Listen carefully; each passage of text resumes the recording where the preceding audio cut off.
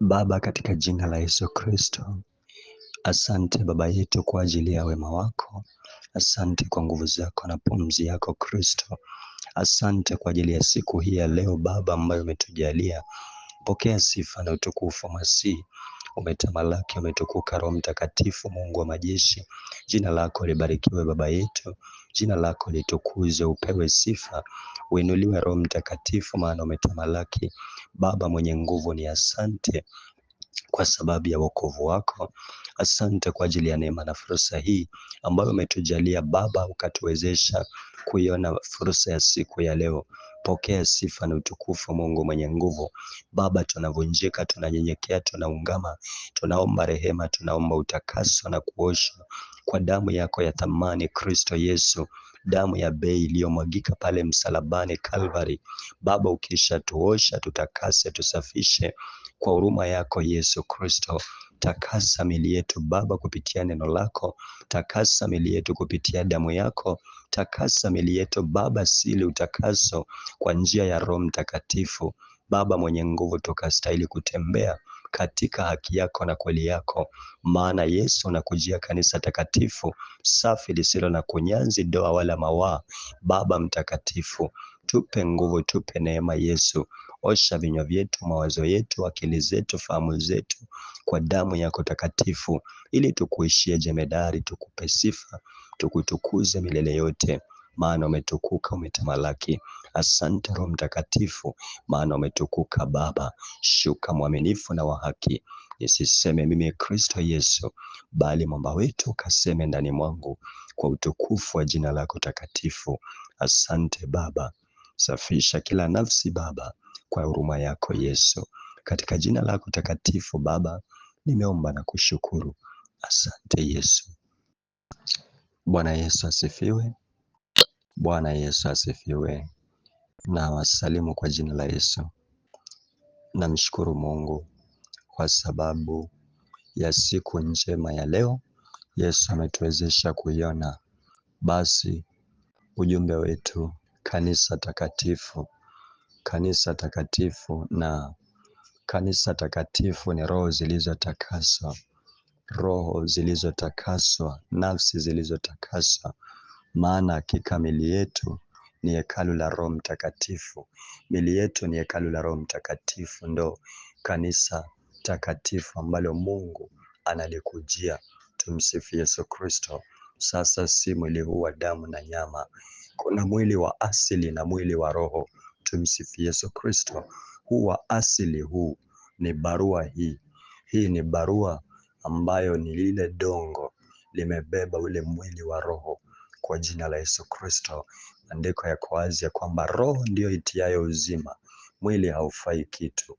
Basi ile pumzi ambayo Mungu alimpulizia mwanadamu akawa nafsi hai, sasa hiyo ndo msingi kabisa, huyo ndo mtu kwa jina la Yesu Kristo. Nafsi hai, nafsi inayoutia mwili huu uzima, ambayo ni roho. Roho ndiyo itiayo uzima, mwili haufai kitu kwa jina la Yesu Kristo. Huu ni mavumbi na utarudi mavumbini. Haleluya. Basi kanisa takatifu, na roho zinapopona wapendwa, miili nayo pia inapona. Roho ina uwezo wa kuponya mwili, lakini mwili hauna uwezo wa kuponya roho. Asili ya mwili ni dhambi, maana mwili huu, nia ya mwili siku zote huwa ni dhambi. Kwa hiyo mwili siku zote hauwezi ukaponya roho, bali roho zikipona, roho ikitakasika, basi na mwili nao utatakasika, maana nia ya utakaso huanzia ndani. Utakaso ni nini? Utakaso ni sanctification. Sanctification, yani utakaso, kuoshwa, kukombolewa kwa damu ya Yesu Kristo, na kuanza kuishi katika njia inayompendeza Mungu wa majeshi, na wanadamu kugeuzwa kutoka katika asili ile ya dhambi kwa kununuliwa kupitia damu ya Yesu Kristo, kutolewa katika ile asili ya dhambi kwa kutakaswa na roho na kufanywa upya sasa. akaanza kumwishia Kristo na kutembea katika njia ya uzima. Tumsifu Yesu Kristo. Baada ya wokovu, utakaso unahitajika. Ndio huyu mtu sasa ametakasika, anatembea katika njia za Kristo. Tumsifu Yesu Kristo. Hasa anakuwa na dumu katika kumngoja Mungu wa majeshi na kumwishia yeye katika njia zake. Kanisa takatifu ni sisi wenyewe na tunahitaji kutakaswa. Unajua Mungu ni mtakatifu, na ili tumwinulie ibada, anasema anawatafuta waabudu halisi wakamwabudu katika roho na kweli. Kwa hiyo ili tumwinulie ibada iliyo takatifu, basi ni nafsi zetu zitakaswe kwa jina la Yesu Kristo, maana ni mtakatifu, ametukuka, yeye ni mtakatifu, anastahili ibada iliyo takatifu, anastahili ibada inayotoka rohoni, maana utakatifu unaanzia rohoni. Unapoanzia rohoni, basi unadhihirika waziwazi kwa lifestyle ya yule mtu, anabadilika kwa jina la Yesu Kristo na anaanza kuonekana. Basi tusipofikia vina vya utakaso, kabla ya kufikia vina vya utakaso, utakaso hufanyika kupitia umekombolewa kwa damu ya Yesu, na damu ya Yesu inatakasa. Utakaso hufanyika katika njia tatu. Kwanza, damu ya Yesu inaosha dhambi. Ikishaosha dhambi, alafu neno la Kristo sasa linatakasa, maana Yesu alimwaga damu yake iwe kipatanisho cha ulimwengu, kututakasa na makosa yetu na dhambi zetu, kuyafuta hayo maovu kabisa na kututakasa. Kwa hiyo vitu vinavyohusika kutakasa ni vitatu: damu ya Yesu, neno la Kristo na Roho Mtakatifu. Bwana Yesu asifiwe. Kwa hiyo utakaso huu, mwanadamu ni sharti akombolewe kwa damu ya Yesu, dhambi zifutwe, atakaswe kwa damu ya Yesu. Basi akisha takaswa kwa damu ya Yesu, sasa adumu katika ile kweli. Tumsifu Yesu Kristo. Ndo vitengo vya wokovu, ndo vigezo vya utakaso. Akishaoshwa kwa ile damu ya Yesu, akatubu dhambi, damu ya Yesu ikafuta dhambi zake, basi adumu katika neno. Sasa atakaswe kwa kweli, maana neno la Kristo ni kweli. Kweli ni Kristo mwenyewe. Lazima neno lihusike katika kumtakasa mwanadamu, neno la kweli. Na ndiyo maana mwanadamu, unapodumu katika kula chakula chochote cha roho, huwezi fikia utakaso. Unapodumu kusikiliza, kwa sababu bora ni neno, huwezi kufikia vimo vya utakaso. Utaona kila kanisa ni sawa, utaona kila injili na kufaa kusikia, pasipo kujali ya kwamba kweli ya Kristo lazima ibadilishe moyo wa mtu. Kweli ya Kristo lazima ikupe kutetemekea haki ya Mungu, kutetemekea maisha matakatifu na kuyatamani kuyaishi. Basi utakaso huu unapita kwa njia ya neno la Mungu, na ndio maana Yesu akawa anaomba katika Yohana 17 ya kwamba Baba, watakase kwa ile kweli, neno lako ndiyo kweli. Tumsifu Yesu Kristo. Kwa hiyo tunapata njia ya pili ya utakaso, ni neno la Mungu. Halafu sasa mtu anapodumu katika ile neno la Mungu, anatakaswa sasa Roho Mtakatifu, kwa njia ya Roho Mtakatifu ambaye maandiko yanasema katika Waefeso 1 kwamba kwa huyo tunatiwa muhuri na kutakaswa. Roho Mtakatifu anahusika katika utakaso kwa kututia muhuri. Sasa tunakuwa sealed na chapa ya Roho Mtakatifu. Haleluya wapendwa. Kwa hiyo mambo matatu hivi ndivyo vigezo vitatu vya utakaso. Haya ndiyo mambo matatu yanayomtakasa mwanadamu. Tumsifu Yesu Kristo. Tofauti na maji, haya ndiyo mambo matatu yanayomtakasa mwanadamu, maana maji husimamia neno. Maji husimamia neno, chakula cha uzima. Tumsifu Yesu Kristo. Sasa tukiyarudisha in a logic way, tufikiria kwamba maji yanakutakasa, yanakuosha. Hapana, eti unamwagiwa maji ya kuoshe, unamwagiwa maji ya baraka. Maji husimamia neno. Tumsifu Yesu Kristo. Maji ambayo tunakunywa, maji ambayo tunaoga, hayo ni maji ambayo huosha mwili wa nje, lakini hayawezi yakaosha nini? Roho ndani. Ili roho ya mwanadamu itakasike, mwanadamu hata unapouendea ubatizo wa maji mengi, unastahili ujue mambo haya, ya kwamba sasa imekuwa ni ishara, unajionyesha kwa watu wengi, mbele za watu, ya kwamba umezaliwa mara ya pili. Ni ishara mbele za watu wengi ya kwamba umezaliwa mara ya pili. Yaani umekufa ule utu wa kale pamoja na Kristo, na ndio maana unatumbukizwa kabisa, unahamia ndani. Umekufa ule utu wa kale na Kristo, umezikwa pamoja na Kristo katika yale maji mengi, na ukahuishwa. Tumsifu Yesu Kristo. Kumaanisha kwamba hata ukilirudisha sasa katika roho, unapozamishwa katika neno, ule utu wa kale, neno linakuchonga chonga, linakutoa zile tabia za kale, yale ya kale, ule uchafu, ule uzinzi, zile hila, zile nini. Baada ya hapo sasa unanyanyuliwa ukiwa mtu ambaye ametakasika, umetakaswa kwa ile kweli. Ndo ishara ya ubatizo, deep meaning ya ubatizo, kwa jina la Yesu Kristo. Ndio maana sasa tunarudi kupata ya kwamba utakaso ni kwa vitu vitatu: neno, damu ya Yesu, neno la Mungu, na Roho Mtakatifu. Ndo anasili ule utakaso kupitia alama ya Roho Mtakatifu. Sasa tunapotiwa ile alama ya Roho Mtakatifu, tunaanza kutembea tukiwa na tumaini ya kwamba tutaurithi ufalme wa mbinguni. Haleluya! Maana Roho Mtakatifu ndo kigezo, ndo alama ya mtakatifu. Tumsifu Yesu Kristo. Haleluya wapendwa.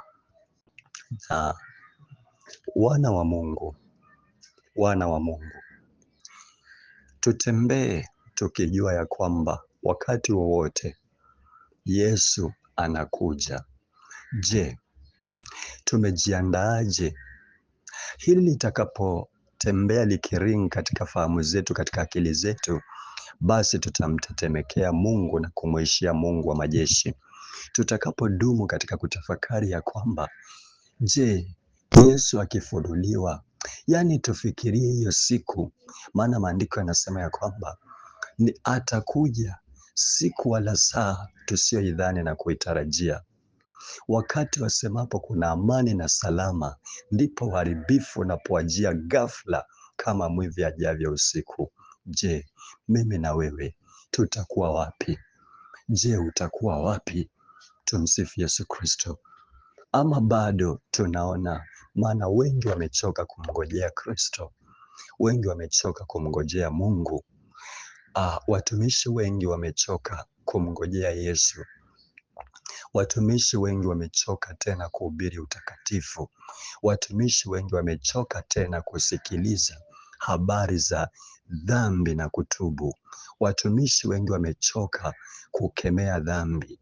Watumishi wengi, Wakristo wengi wamechoka na habari za kurudi kwa Yesu. Watumishi wengi wamechoka na habari za ufalme wa mbinguni.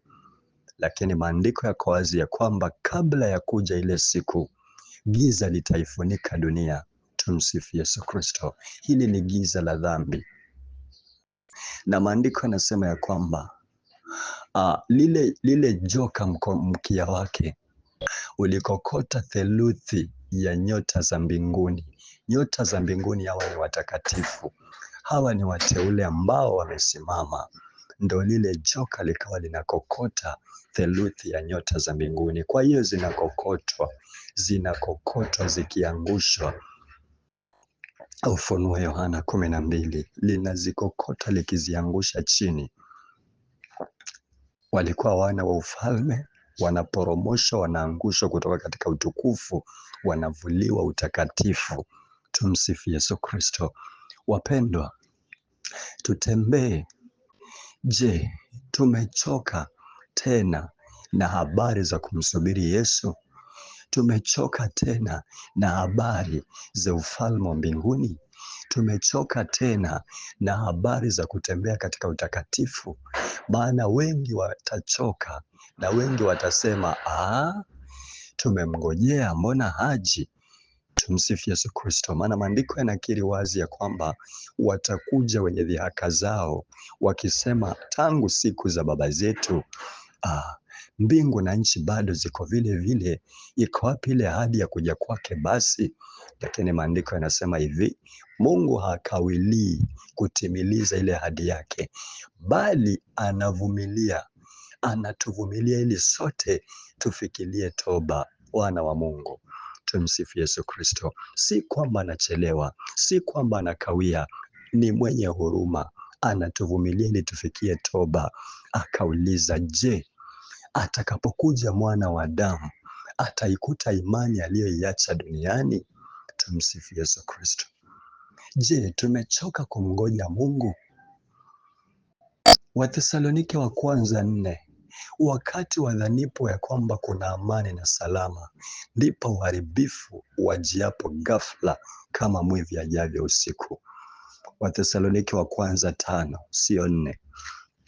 Maana 4 inazungumzia kuhusu habari na nyakati na majira yale, ama inazungumzia kuhusu hatutawatangulia wote waliolala katika mauti, bali sisi tulio hai tutakaosalia tutabadilishwa, kwa maana Bwana mwenyewe atashuka pamoja na mwaliko wa malaika na watakatifu waliotangulia, waliokwenda kwanza kama kanisa. Tumsifu Yesu Kristo, walioko paradiso, maana walikwisha badilishwa, walitutangulia. Kwa hiyo atashuka na wao katika mwaliko wa malaika mkuu na sauti ya parapanda.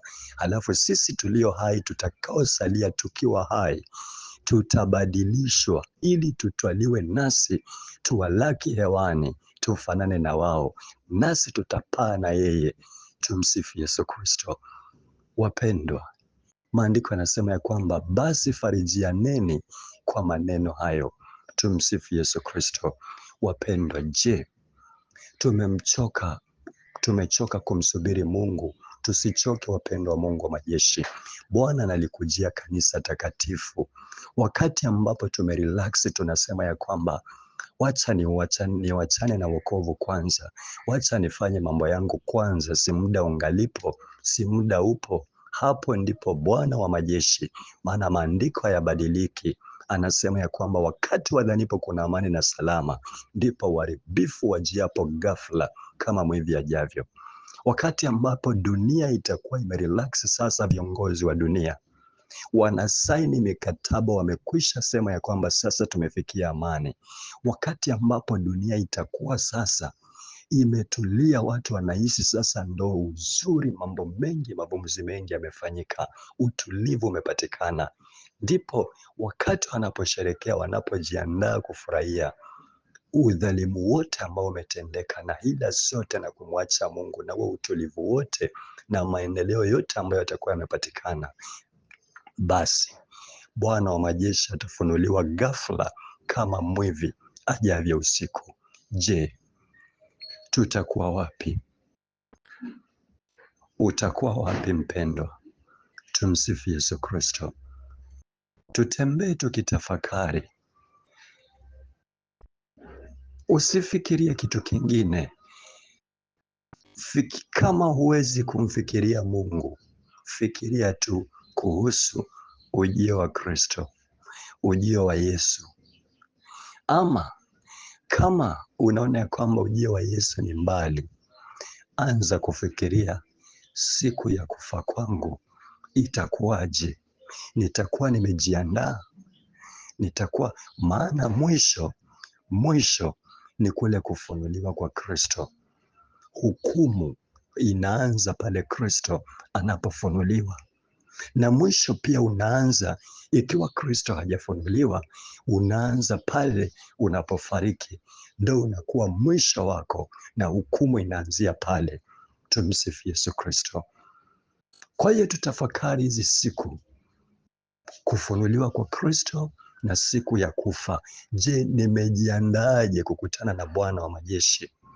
Umejiandaaje kukutana na Bwana wa majeshi? Maana yeye anakujia kanisa takatifu, safi, lisilo na doa wala hila. Tumsifu Yesu Kristo. Bali ni takatifu, lisilo na mawaa. Haleluya wapendwa. Isaya 57:14 mpaka 15 inasema hivi: naye atasema, tutieni, tutieni, itengenezeni njia, kiondoeni kila kikwazacho katika njia ya watu wangu. Wapendwa, tuna habari nyingine isipokuwa ni habari za kuzisafisha roho zetu, kuishi maisha matakatifu, kumuishia Kristo maisha ya adili, kutafuta utakatifu na ufalme wa mbinguni. Bali utafuteni kwanza ufalme wa mbinguni na haki yake, na mengine yote mtazidishiwa. Kumaanisha ufalme wa mbinguni uwe first priority. Kuhubiri kutubu dhambi na ujio wa Kristo uwe first priority. Bwana wa majeshi anakuja. Mimi na wewe tumejiandaaje? Tusichoke kumsubiri Bwana, tusichoke kumhubiri Bwana, tusichoke kuhubiri dhambi. Paza sauti, piga kelele, usiache. Paza sauti. Isaya 58, piga kelele, usiache. Paza sauti yako kama tarumbeta, wahubiri watu wangu kosa lao, na nyumba ya Yakobo dhambi zao. Tumsifu Yesu Kristo. Walakini wanitafuta kila siku, hupenda kujua njia zangu, kama vile taifa waliotenda haki, wasioacha sheria ya Mungu wao. Hakika kwangu amri tumsifu Yesu Kristo. Hutaka kwangu amri za haki, hufurahi kukaribia Mungu. Wao hutaka kwangu amri za haki na hufurahi kumkaribia Mungu. Husema, mbona tumefunga huoni? Tumsifu Yesu Kristo. Wana wa Mungu wa majeshi, piga kelele, usiache. Paza sauti yako kama tarumbeta.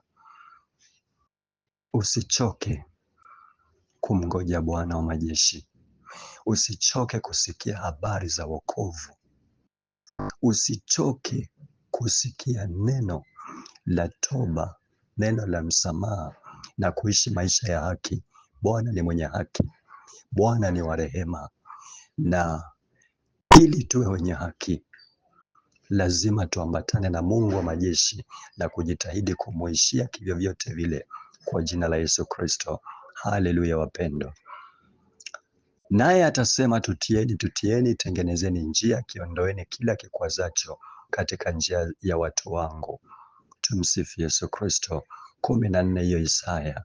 Naye atasema, tutieni, tutieni, tujengeni yaliyobomoka katika maisha yetu. Tujengeni, kujeni tujenge, tukaimarishe yaliyosalia ambayo hayajakamilika katika nafsi zetu. Ndiyo maana ya atasema, tutieni, tutieni, tujengeni, tuyaimarisheni yaliyobomoka. Bwana wa majeshi atasema, itengenezeni njia, kiondoeni kila kikwazacho katika njia ya watu wangu. Itengenezeni njia.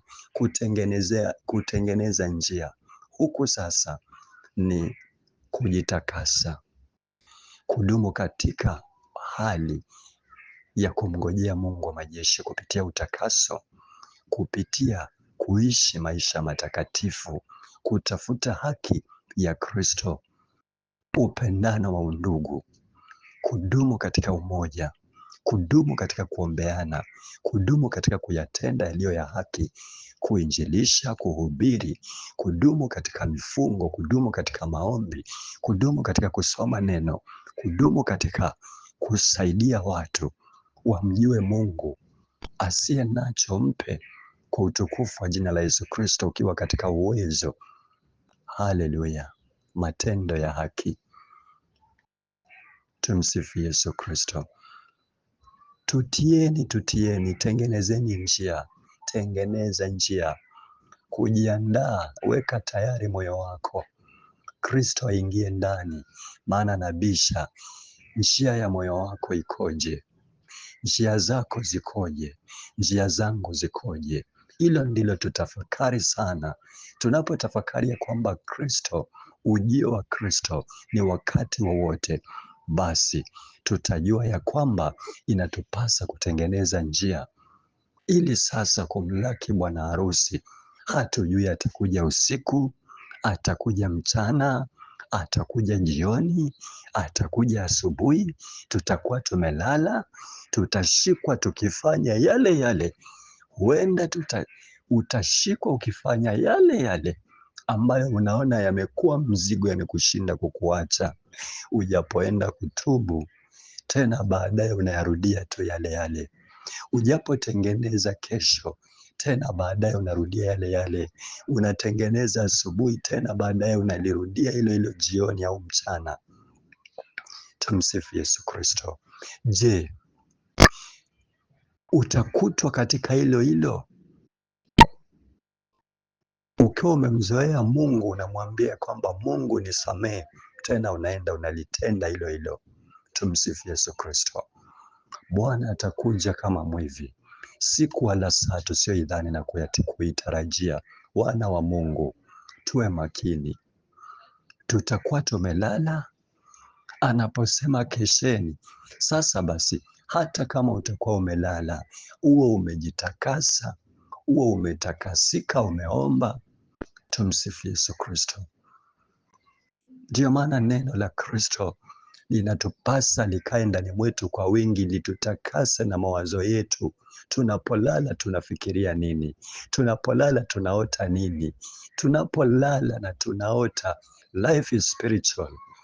Tunapojawa na neno, litatutakasa, tuwe tunaota, tunahubiri, tunafanya kazi ya Mungu wa majeshi.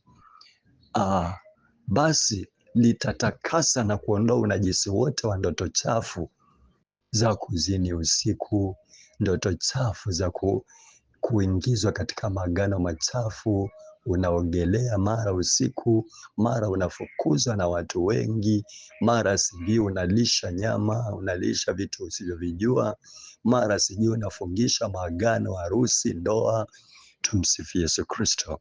Wana wa Mungu wa majeshi, Bwana ikiwa atakuja usiku tukiwa tumelala, tuwe tunakesha katika roho, tumetakaswa kwa neno. Tuna maana yani kile ambacho mwanadamu ameilisha nafsi, maana yatokayo mtu, ya ujazao moyo wa mtu ndiyo humtoka. Yanayomtoka ndio yanayoujaza moyo wake. Ikiwa ni mawazo mabaya, ndio yamejaa katika nafsi. Ikiwa ni ndoto chafu, ndio yamejaa, maana mtu huyu amepungukiwa na neno la Mungu ili limtakase, limuoshe. Tumsifu Yesu Kristo. Neno linaweza likayaosha mawazo yaliyo machafu. Tumsifu Yesu. Likabadilika, mtu akabadilika. Ndio maana tunaahidiwa ya kwamba, Yoshua akaahidiwa ya kwamba kitabu hiki cha Torati kisiondoke kinywani mwako, bali uyatafakari maneno yake mchana na usiku, upate kuangalia kutenda sawasawa na yote yaliyoandikwa humo. Ndipo utakapoistawisha njia yako sana na kuifanikisha. Tumsifu Yesu Kristo. Bwana Yesu asifiwe. Basi hicho kitabu cha Torati, maandiko matakatifu, neno uzamishe kwa hilo, kisha likutakase, unyanyuliwe ukiwa mtu tofauti kwa jina la Yesu Kristo. Mawazo yakiwa yametakasika kwa jina la Yesu Kristo, ndio ishara ya ubatizo. Vinginevyo ukisalia kwa kufikiria kwamba ni maji tu, sasa kwa kuwa nimebatizwa na maji mengi naenda mbinguni, oho, umepotea. Tumsifu Yesu Kristo. Eti ulipotumbukizwa katika maji mengi, sasa ibaki hivyo, naenda mbinguni. Tumsifu Yesu Kristo. Yesu akamwambia Nikodemo, Usipozaliwa mara ya pili, unafikiria mara ya pili ni maji tu. Kwa jina la Baba, Mwana na Roho Mtakatifu, maji yanashuka, nashukishwa ndani, unanyanyuliwa, nasema umekwisha okoka. Bado, bado, bado, bado. Usifikiri hilo. Usifikiri mpendwa, hayo yamekukamilisha. Bado sana, bado sana. Tumsifu Yesu Kristo.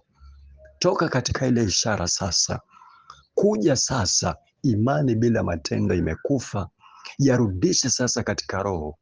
Ukiyarudisha katika roho, utaanza sasa kumwishia Kristo maisha matakatifu na kujiandaa na kujitakasa kwa jina la Yesu Kristo. Itengenezeni njia, kiondoeni kila kikwazacho, kila dhambi tuzingayo upesi, kila dhambi inayotuzinga upesi, ile ambayo tunaonaga kwamba nimetubu saa hii, tena baadaye tena nitaenda nitairudia, ninang'ang'ana nayo. Tumsifu Yesu Kristo. Lazima niondoe sasa kwa jina la Yesu Kristo, na lazima wewe uiondoe, yule mwingine aiondoe kwa jina la Yesu Kristo, maana Baba atakuja kama mwivi, siku wala saa tusiyoidhani na kuitarajia. Lazima tuishi maisha, tusiishi maisha ya ushujaa na uhodari katika Kristo, tutamzoea Mungu. Bado tuishi maisha ya kutetemeka, tukijua hatujakamilika, tukijua ya kwamba tunahitaji kunyenyekea na kuvunjika mbele za Mungu wa majeshi ili atutakase. Maana anasema wanajidai wenye haki, lakini ni kama nikihubiri haki yangu mtaaibika.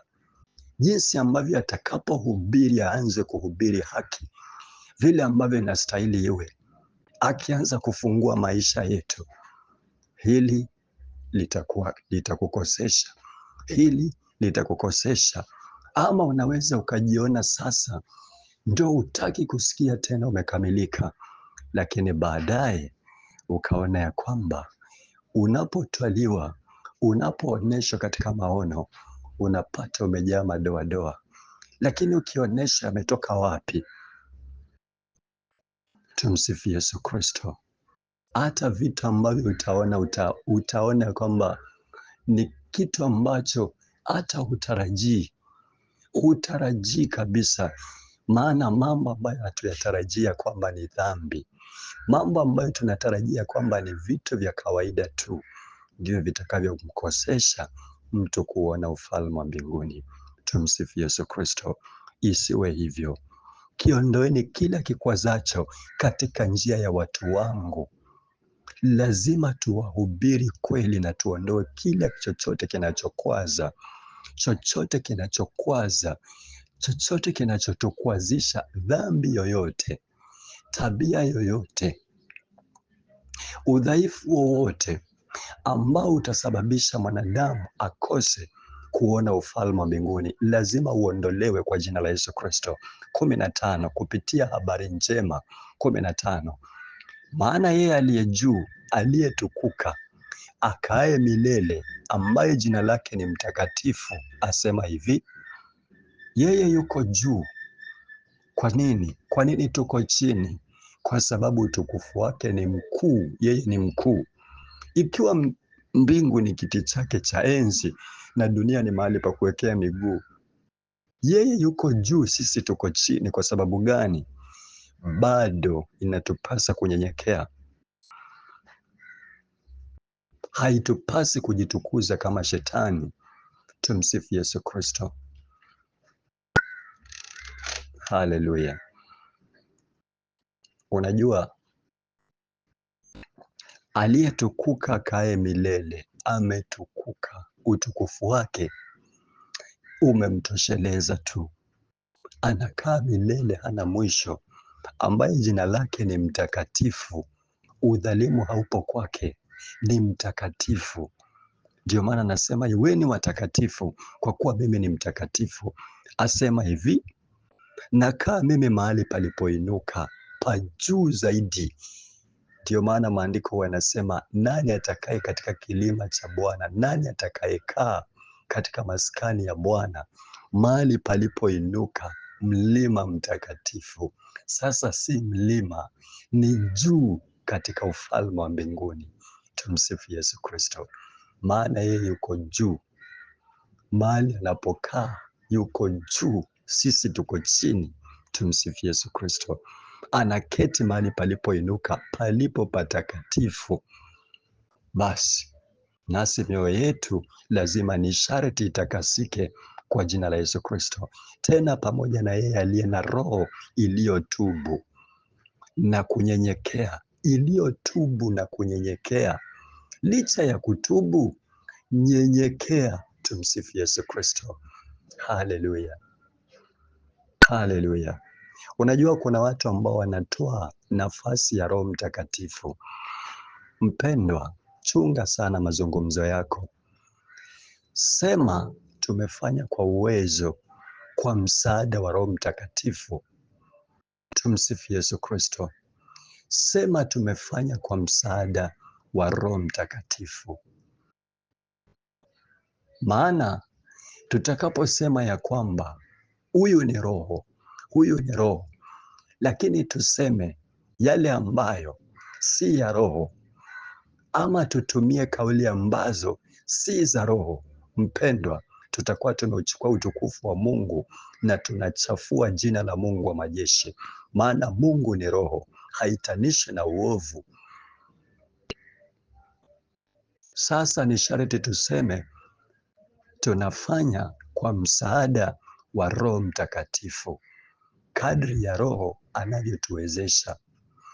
Lakini tutakaposema ya kwamba huyu ni Roho Mtakatifu, alafu yale ambayo tunayasema yaende kinyume, yachanganyike na yasiyompendeza Mungu, kauli zetu na vitendo vyetu, basi tutakuwa tunamfedhehesha Roho, tutakuwa tunakufuru Roho kwa jina la Yesu Kristo.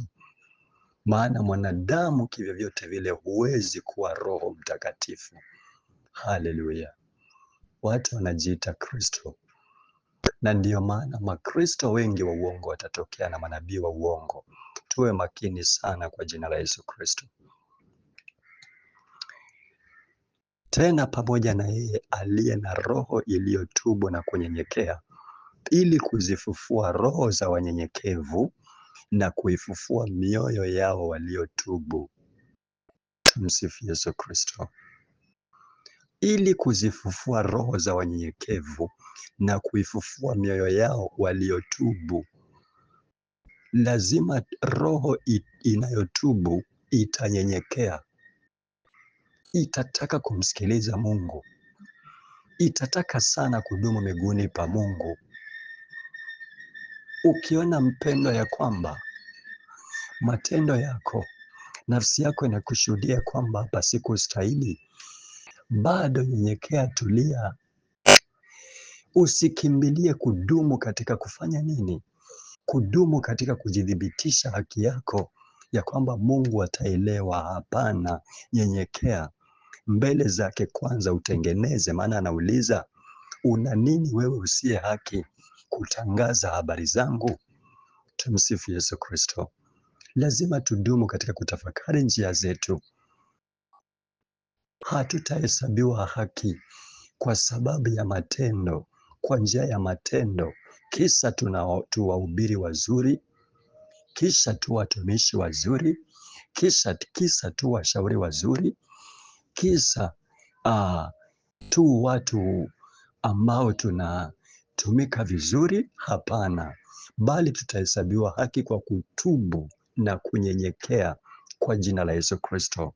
Maana Mungu ataihubiri haki, ili sasa kuzifufua roho za wanyenyekevu.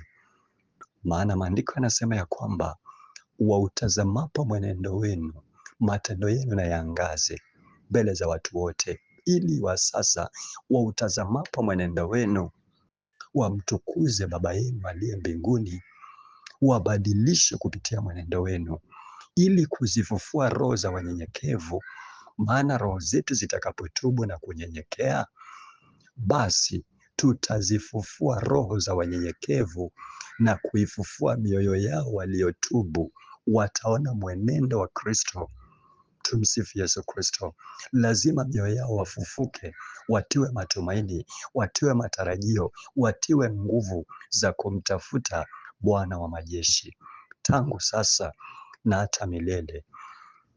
Tumsifu Yesu Kristo. Wapendwa wa Mungu aliye hai, Bwana ni mtakatifu.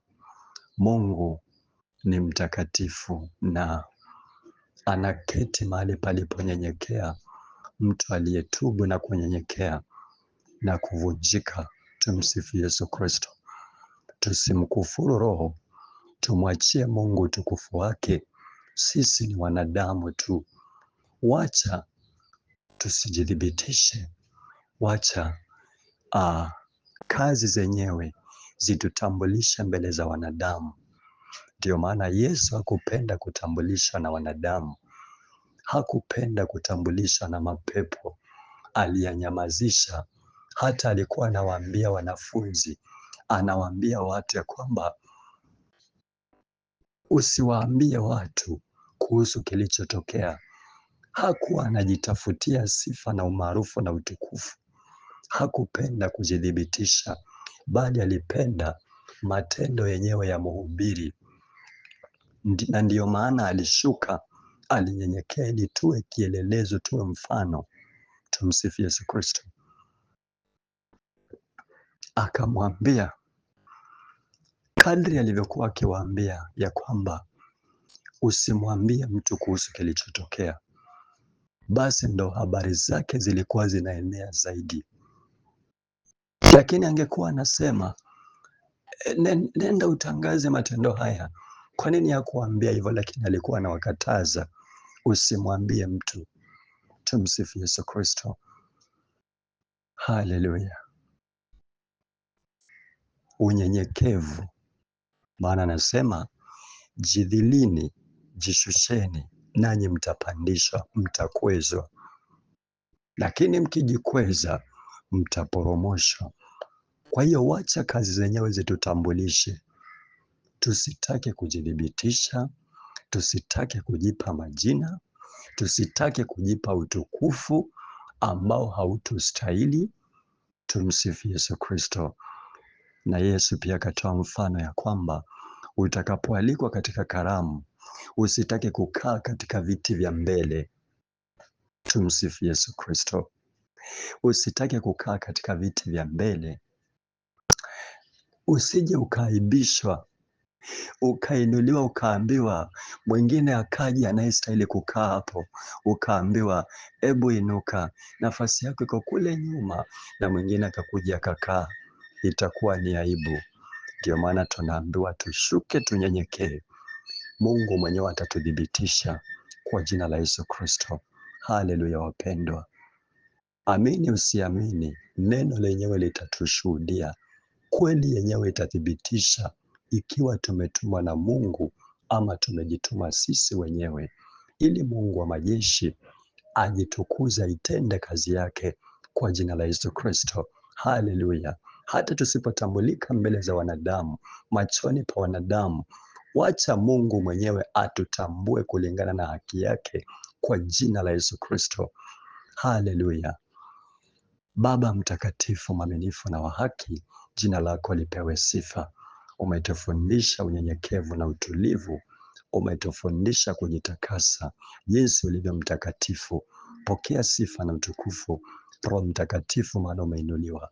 Baba wa majeshi, tunaungama, tunatubu. Yesu, tusaidie Bwana, utushushe, utunyenyekeze, utupe neema. Kristo, utupe nguvu, utusaidie Baba kudumu katika haki yako, kudumu katika kweli yako, kudumu katika neno lako, ili Mungu wa majeshi tutakasike. Baba, tusaidie kutafakari kuhusu ile siku, Baba wa majeshi, siku ya ujio wako. Tupe neema na nguvu, tupe nguvu za Roho Mtakatifu ili tukastahili, Baba wa majeshi, kutembea katika njia zako.